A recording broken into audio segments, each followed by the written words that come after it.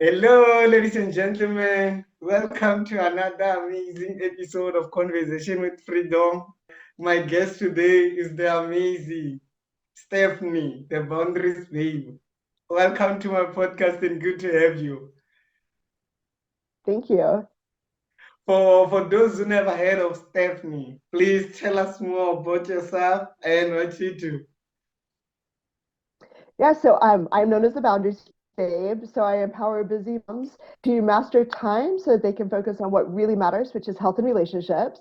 Yeah. I am a mom of three. They're all grown and out of the house now, but I've had literally every mom title under the sun.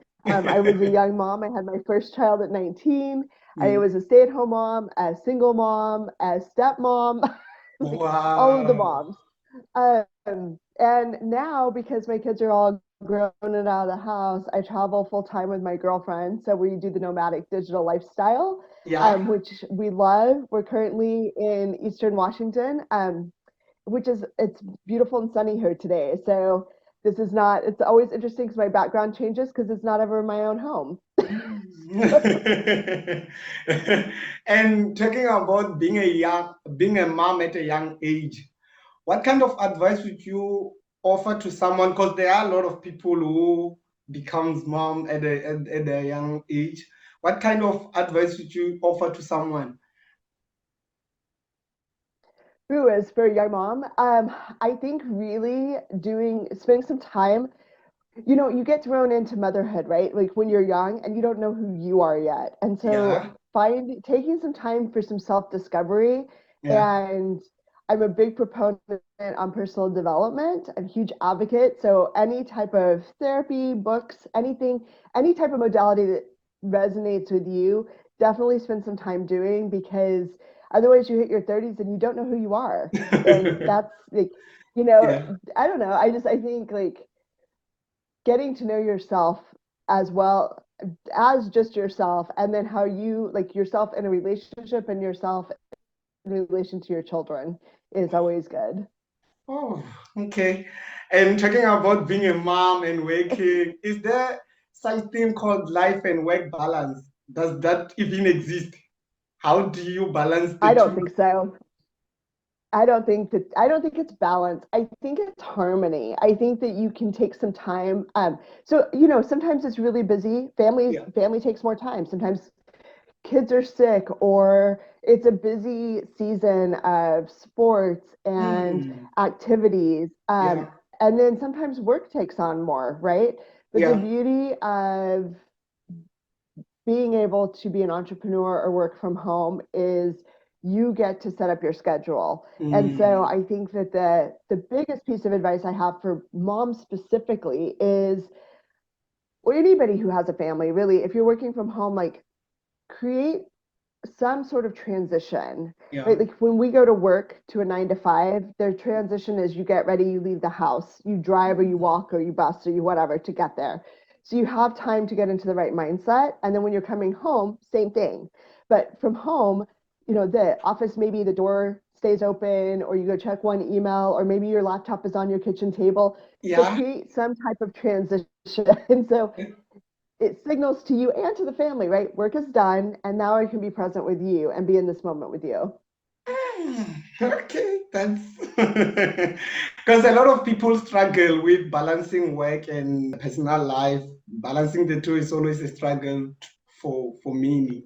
Uh, Yes, it is a struggle, but I think that's also the beauty of. I mean, this is life, right? Life is messy, and so is yes, I always say like, so I'm at the age now where like my kids are out of the house, and I still am there for them because they're still growing and developing. They're young adults, yeah, um, but also my father is at a point where he needs more care, right? So that also takes the you were sandwiched between generations. And so even though I'm done raising my children, so to speak, yeah. now there's also this other responsibility, and that's just part of life. And so finding ways that you can really make space for the people that you love and Yeah. then also get your work done is a really beautiful thing, but it takes discipline. Yes, a lot of discipline, I can tell. Yeah. You can't scroll social media for hours and then expect to get work done.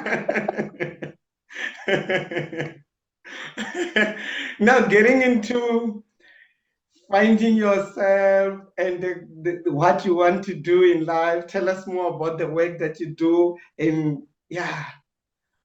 And yeah, so I really dive deep with I come from corporate, and uh, at one point I had 5 kids in the house, ages 1 through 16, and they Oh, were under 4 parenting plans. They went to three schools in 2 cities. And they were in sports and birthday parties, and all of the schedule was crazy. And I was a full-time manager at a Starbucks, so mm, I had to get really scrappy. And I part of the reason these organizations work so well is they have systems in place, right? You do the oh, same things kind of on repeat. And so I just took that and implemented it into my home life. So I teach wow. moms how to do that. I teach them how to, because you can hire a personal assistant, but that's like $60,000 a year in the US. You can hire Mm, a household manager, but that's another like $50,000 in the US. oh, Or you can set these systems up yourself, and then you can kind of automate your life so that the laundry stays done, your house is clean and organized. You yeah. know that you're not going to run out of toilet paper. And so it saves you time and money, right? Because every time, well, in the US, every single time somebody, on average, Yeah. every time a mom runs in for one thing at a Target, it's another $45 because it's never one thing, right? You're always Oh. impulse buying, all of those things. And I talk to moms who are running into Target 2 or 3 times a week. Like, Mm, that's blowing your budget way out of the water. oh. And then, yeah, I want you to take me back. Living corporate and being an entrepreneur. When is the right time to leave corporate for someone who want to start their own things and is there a right time to start? I'm not a good person to ask that question to, because I just was like, I can't do corporate anymore. And Yeah. I just quit. So, but I will say, so I'm not probably the best example, but I will say, you can, I like to say you can plan for life, right? So make a plan, but embrace the chaos. And nothing's ever going to go according to plan. So I think if you if you have bills to pay and like you don't have savings, right? Yeah. I would say like have some savings and have a pretty good idea of what you want to do, and kind of get your feet wet a little bit while you're still in corporate. You don't have to kill Mm, yourself. You don't have to be, working your side hustle 40 hours a week in addition to corporate, but having some sort of an idea, because the online space is different, right? If you're doing online, if you're a brick and mortar, that's a whole nother ballpark. But if you're yeah. online, it's hard to kind of navigate at first, I think. And so the more you can navigate that while you still have that security, it opens up more freedom to be able to Oh. make the mistakes and not have the pressure of I can't pay my bills this month. Oh. Because it's always a struggle to pay bills, and we all have bills to pay. Yes. Yeah, it's true. Um, Yeah, and I think I was just talking to somebody. It's come up a lot this week. I think if I could give anybody one piece of advice that I wish I would have heard and taken in the very beginning, is Yeah. focus on one thing, right? Going on one platform, find one offer, and Yeah. just go all in on that one thing, and that's the one thing you talk about all the freaking time. Because I think Mm, sometimes we throw things out, especially when we're new, and we're like, well, nobody, we put it out once, we put out a post and yeah. nobody responds. And then we're like, Yeah. well, nobody must want that offer. So we create a whole new offer. Yeah, Like, true. I know that. maybe people just didn't hear it.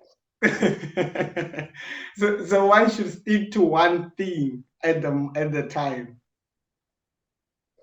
Well, I think you can refine it, right? So if you're passionate about what you want to do, if Yeah. you're passionate about your one offer, whether that be a coaching offer or whether it be a course, if you're passionate about that one thing and all you do is talk about it, then people start knowing you as that thing, right? Mm, Like, I think of like Amy Porterfield as an example. Everybody knows if you want to create a digital course, you go to Amy Porterfield. She's made that name for herself, right? Sue Yeah. McLaren is known for memberships, right? Marie Forleo is known for B School, but it's Oh. one thing. And then they have other things, but they've made money on that one thing first. Mm. Wow, that's so powerful. What are some of the challenges that you've come across being an entrepreneur and doing things on your own? What are some of the You broke up a little bit, but it's about challenges, right? As an yes, entrepreneur. some of the challenges that you've come across while being an entrepreneur? I think, there's so much noise online, right? And so the challenge is how do you kind of stay in your own lane? Mm. How do you like not compare to somebody who's way ahead of you, or only showing the highlight reel of their life? How do Yeah. you find your own voice and not copy people? Because when you're new, you don't know any better. So you're Mm. copying things, but then it's not authentic to you. And really like, so I think the challenges are really just finding the one thing that lights you up, right? Yeah. That you feel confident in selling and you feel confident in teaching, and um, really staying in your lane and finding your own voice and just doing things on your terms and the way you want to do them. You do not have to do Mm. things the way somebody else did it. And what worked for them may or may not work for you. Try Yeah. different things, but like find the thing. The challenge I think for me was like, I went in when I first started, I was like, I'm going to do, 5 videos on YouTube every day, and I'm going to do, 5 Instagram lives. I'm going to do all these things. And then I was like exhausted after week one. Mm. And I was like, Yeah. I can't keep this up. So, Yeah.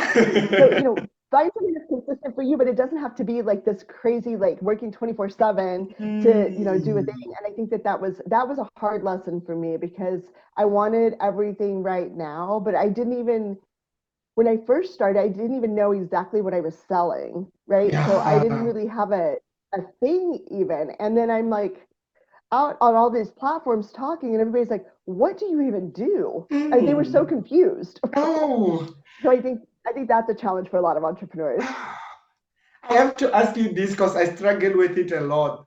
Sometimes I feel like I'm not doing anything. Sometimes I feel like demotivated. I don't want to do it. How do you kick yourself? How do you keep going? How do you push yourself? What are some of the things that you do to push yourself to continue doing, even when you feel like you're not motivated to do? So I have 3 tips on this. So the first one is take care of your health first. If you're Mm. doing something for yourself every day, so like I meditate every day, and I try to get outside every day and take a walk. And that's like, those are the 2 things that without fail I try to do, right? I try to get outside and spend some time. We pet sit a lot, so like we have to go walk the dog, right? But like Mm. that's getting outside and getting fresh air is first and foremost. Taking care of your health, eating right, and exercise, whatever that is for you. Like your health, there's one of you, and your like time is time, right? And you never Mm. get it back. You can always make more money. You can always have more things on your to-do list, but if you're not taking care of yourself, then you can't show up for other Oh, people because you're exhausted and you're tired and you're burned out. yeah. Um, Number 2 is finding your tribe, right? Finding a group of people that you can really be super authentic, vulnerable, bounce ideas off of, Mm. ask questions, and there's no judgment, and people are actually want to collaborate and help. Yeah. That's super important as an entrepreneur, especially in the online space because it's so isolating, right? That's like, True. it's just so isolating. Yeah. Um, and then my third thing is honestly, if you're really not feeling it, rest. There's days where I just am like, you know what? All I want to do today is sit on the couch and have a glass of wine and watch Grey's Anatomy, and that's what I do. I, and then, the next day I'm like fired up and ready to go again. So you can't have Yes. more of the Grey's Anatomy days than the work days. But if you have some of that, then you're going to be far more productive the next day than if you keep trying to push through, and then the next day you're even more tired, and then you're Mm. more tired. So Oh, rest, super I, I important. I really needed that. I really needed that. I for one have those days where I feel like no, I should not, like, I don't feel like doing one. Like, I just don't, yeah, so I should give myself Take a a day rest. off. Yes. Yes. Thank you. And speaking of mental health, there are a lot of people out there who are struggling, who are having tough times. What kind of advice would you offer to someone who's longer wanting to continue or wanna give up on whatever that they want, who don't see the need I to think turn inward, right? Like yeah. when I was 27, I went through a really big life change and I grieved that whole year. Like I cried so much and I'm not I think journaling is a great tool. I don't love to Mm, journal, but I journaled so much that year. And then I burned them all, right? I didn't want like it's not stuff I ever want my kids to come across and find. wow. Yeah. Um, but really getting to like that feel like why are you feeling that way and asking for help, therapy is great, finding a close friend, um, Mm. finding your purpose is so important in life and everybody has a purpose and everybody has a Wow. message, Yeah. but I think just like really allowing yourself to feel and then getting support to help you work through whatever you are having a hard time working through. And I mean, I've done therapy on and off for like 10 years and it's well throughout my whole life, Wow. but probably collectively a good solid 10 years. And it's life changing, and if you can't afford therapy, then find a really good friend because Mm. we all need community. Wow. Thanks for sharing that. Of course. What kind of advice would you give to your younger self? Oh, do not care what other people think. Live Oh. your life on your terms. Yes. Yep. I grew up a very fundamentalist Christian in a religion that's almost a cult, or it's very cult like, and I did all of the shoulds, right? I got married Mm. young, I had kids young, and that was part of my 27-year-old self, right? Where I had the Mm. meltdown and came out, and now I'm in I'm a lesbian mother, and in a relationship with a beautiful woman now, and I think I don't regret those things that happened because I have my children from them, and my Yeah. children, really helped me become who I am. I accredit that 100% to be a mom, Mm. which I never thought I would be. But I did things the way that I thought I was supposed to, and I was so unhappy. Mm. And so, if I could give anybody a piece of advice who's young, is really figure out what you want, and just slow down and don't do things because you think you should or because of the expectation. Do Mm. things because it really aligns with you. Oh. And I don't know if I should ask you this, but you will tell me if you're not okay with it. Being a lesbian mom, Jamie. Oh yeah. So well, so I got married young, right? And Yeah. I was in a very um very very like isolating religion. You were only allowed to be friends with people in that religion, that community. Mm. At 22, I left the religion and divorced my first husband, Yeah. um, and still wasn't sure of who I was, right? And so I ended up with another man, had a child by him, Yeah. and he was the one who was like, I think you like women, and I was like, it was like it's so wrong, right? In my religion, like my religion was like, it's just that's a no, it's a hard no, Yeah. and so it took me a while, and then I was like, yeah, I do, and I fell in love with a woman, and um, so that was again part of that whole like 27, because from Yeah. 25 to 27, I was like, who am I and what do I want out of life? Oh, okay. So went through another divorce. We gotten married. We only married for 6 months. Going through another divorce with three kids under the age of 8. And he outed me to everybody, right? And I wasn't even Mm. ready. I wasn't even sure. Like, yeah, like right. I was like, I don't know who I am yet. Yeah. So I lost my family. My family completely cut me off. I've lost my friends because I was like not part of the community anymore. I was on the PTA. I was asked to step down because it was at a time where people were like, being gay is contagious. Um, Mm. and we don't want you around our children. My oldest son came home one day and was like, sobbing because he thought it was illegal to be gay and I was going to be arrested. Like it was just Mm. this crazy time period. But super, like I've healed all those relationships. I'm super close to my kids. I'm super close to my dad and my family now, even though they all still identify as Joneses and that religion. And so it was an interesting journey. And then there was a time period when I went back and I was with a man. That's when I was a stepmom, because I thought it would be easier, and it's not. It was not easier. Mm. And now I'm in a beautiful relationship with somebody that, it's a healthy relationship and we're happy and we love each other. Wow. And, but it's definitely always been a part of my identity since I was in my 20s, even when I was with a man. And I think, again, it's just, I was still learning who I was and I was Oh, still trying to figure those things out. And yeah. so, um, confusing, I guess, to some extent. And then also like, my kids will always say that like I don't live life on anybody else's terms. And so I think I Mm. also set that example. Um, and it's obviously far more accepting at this day and age, Mm. although not fully. So Yeah. Thanks for sharing that. And what kind of advice would you offer to someone who want to come out of the closet?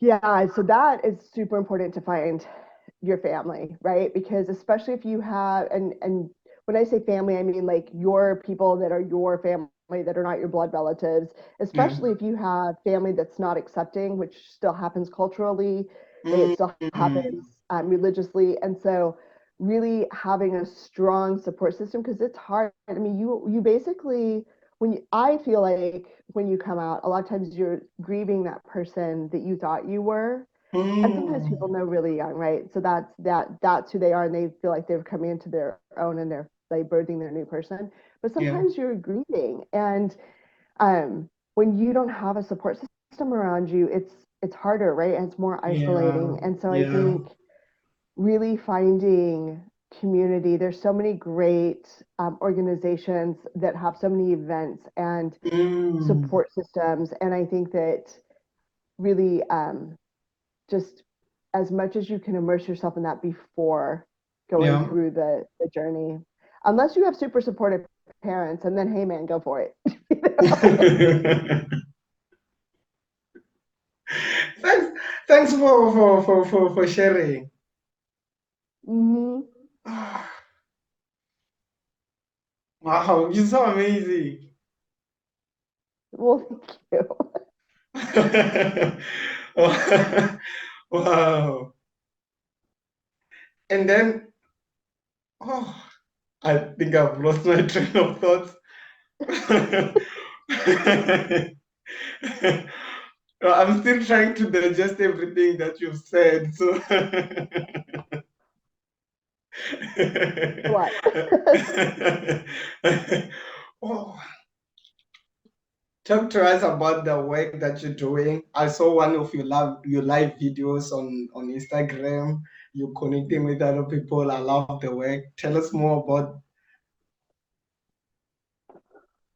Yeah, so well, I'm considering podcasting, and so the Instagram live's kind of like dipping my toe into podcasting, and I'm finding that I Oh, love okay. it. Yeah. Yeah, I love connecting with other people. I love conversations like this. I think that the more we can tell stories, the more Yes. it offers hope to somebody else, right? And so I True. love like what you're doing Yeah. because it just beca- I hear so many stories. I don't know if you hear, I'm sure you hear these same stories, right? Where it's like I thought that I was the only one. I felt really alone. I didn't know that somebody else had Yes. gone through this journey.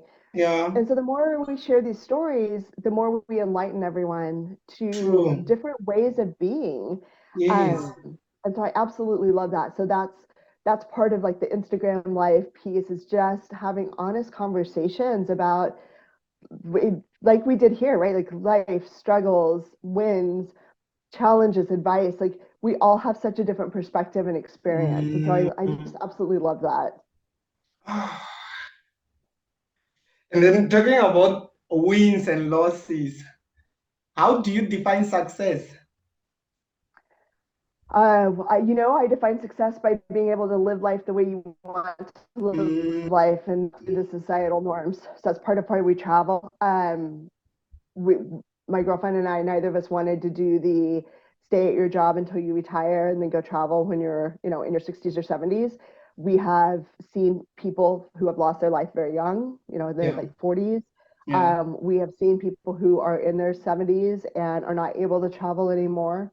And Mm, we wanted to just go enjoy now and explore now. And so wow. that's successful to me to be able to do that, which if anything good came out of the pandemic, normalizing Zoom meetings, right?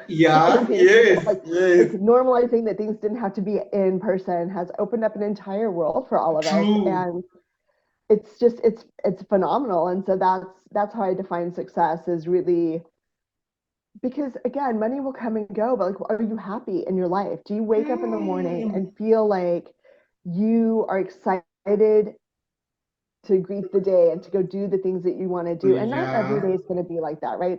This isn't a Pollyanna story, but like if you have more good days than bad, then you're doing all right in the yes, world. true, true. And then failure. Failure. Ooh, I mean, I feel like I've fallen on my face more times than I can count. I think failure is, it comes in all sorts of forms. I've, when you're a mom, sometimes your kids will bring up something and you're like, well, I failed at that, Mm, So yeah, there's that personal thing. And then, we all have failed relationships yeah. if you've had more than one. And I think just again, just self-reflection, failed launches, right? You put something out into the world and nobody shows up to the live, even though people Mm, registered for it. And you feel like you're talking into the void. yeah, Um, yeah. Trying to take those things and what can I learn from that? What's the piece that I'll give you like an example of when Yeah. I first started out and would set up like these webinars, right? And I would do a webinar and people would be really excited, "Oh, yeah, I'm going to come," and then nobody would show up, and or Mm, one person would show up, which is almost more awkward than nobody. yeah. And I'd be really like frustrated, right? I was frustrated. I was like, "This isn't like I'm not what I'm doing isn't good. I'm not good enough." All that stuff. Yeah. And then I decided to be like, you know what? I'm not comfortable yet on video. So I'm just going to keep showing up and doing the thing until I get comfortable on video. And Oh, so I just used it as a practice. And if I liked it a lot, I would always record it and then I would watch myself and then I was like, oh, I don't like that. Or I would say too much or, whatever the thing is. yeah, yeah. But if I liked it, I would save it and then I would just put it up as a like freebie thing for people to watch, as a Oh, lead magnet, or I would sometimes charge like a small amount for it. wow. Um, so learning from your failures, that's the Mm, important piece. wow. Any upcoming projects that you're working on? Yeah, so I have a free masterclass coming up next Tuesday. I don't know when this will air, but it'll be on the April 16th, and I will probably be doing that every other week for a little while. Okay. And on that, we'll be diving into how to really set up some systems in your home. And Mm, then, again, anybody who's watching this is interested in getting to know me more. I love getting to know people. I love conversations like this. I yeah. love going on Instagram Live as you saw. And then eventually, I will be launching a podcast, hopefully by summer. And we can't wait. We can't wait for you to Thank launch your you. own podcast because it's so amazing and I love the work that you do. Thank you. Is there something that you would like to share that I didn't ask? Um, I don't, I guess the only thing is because of the work I do, and the reason I guess I'll talk a little bit about why I'm known as Leaders Babe, which was a work in progress, right? I mean, I Yeah. talked about like doing all the things like I should when I was younger. Yeah. I feel like that. Well, I don't feel like I'm really on a mission to empower moms to stop dying on the altar of motherhood. Right? We Mm, sacrifice ourselves so much that we are the last one to eat. We forget to drink. We give up mm, sleep in exchange for baking cookies or sewing the Halloween costume. And Oh, we need to really, like, it takes a village, it takes a family. Let's like bring the family in and let's create better generations so that we break those, smash the patriarchy and break the gender roles. mm, So it's not that the girls are cooking and cleaning and the guys are out mowing the lawn. Like, let's yeah. all do things together. Wow. Um, and that mom doesn't have to do it all. Moms on average are doing an extra 40 hours of work at Mm, home on addition to whatever they're doing secularly. And dads are doing 2 hours on average. And it's, I don't think it's because dads don't want to. I think it's because we are so ingrained to not ask for help. oh, So let's start asking for help. and we are nothing without our mothers. So we really appreciate the work that you're Thank doing you. for us on a day to day. Thank you. This has been like so amazing. I really enjoyed having you on the show. This is the question which I ask all my guests. When it is all said and done, how would you like to be remembered? Oh, I'm not here yet, but how I'd like to be remembered is I want to be a philanthropist. I want to be somebody who has touched I want to be somebody who's touched people's lives in an impactful way. And I want to be somebody who's been able to give and make the world a better place and leave it Mm, better than how we found it. wow. And then what's your social handles, your social media handles for people who want to follow you? You can find me almost everywhere at The Boundaries Babe. On Instagram, I'm at Steph The Boundaries Babe, but you can find me on all socials under The Boundaries Babe. Steph, thank you so much for your time. I really would like you to come back again. I would love to. There's a lot that I want us to cover, but because of time, we have to cut it. So thank you so much. I really, really appreciate you taking the Thank you. time. Of course. I'd love to come back anytime. Thank you so much for this. It was nice.